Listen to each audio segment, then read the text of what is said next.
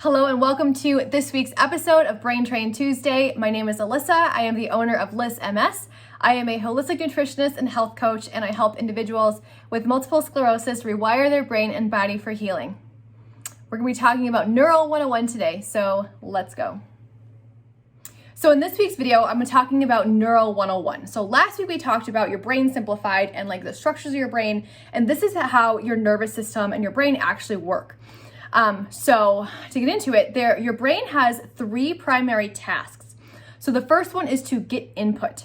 So you can get input from all of your different senses, and then your skin and your muscles. So you have like auditory input, visual input, like skin input, muscle input, all sorts of different, all different types of input.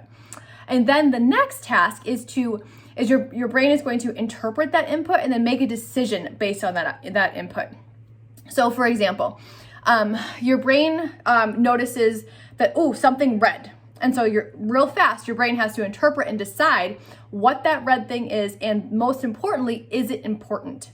So for example, you see something red and your brain has to go really fast. Okay, is this an apple? Is this a stop sign? And then your brain is going to interpret and decide what it is. So after the interpretation and decision comes output.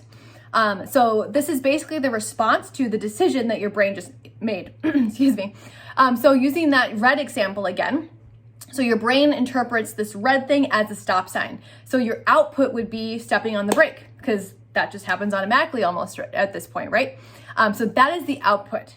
So one of the most important things to realize about this cycle is that it's actually a looped system. So your output depends on input, and input depends on the output, and the ability to make correct decisions and all of that.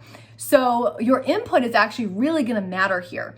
And so that's going to, like, if you have any sensory deficits, any issues like not being able to see, hear, anything like then your input is going to be limited. And like, as I just said, like when your input's limited, your decision making is limited as well. And therefore your output is limited. So if you have like a chronic condition, chronic pain or anything like that, one of those parts in that chain, either the input, decision making, or output, it's going to be inhibited a little. So that's like the big overarching why of all of these types of brain drills and why we do what we do, like why we're working with the visual system, the vestibular system, because all of those specific drills will impact one of these different areas, like either the input, the interpretation, decision making, or the output.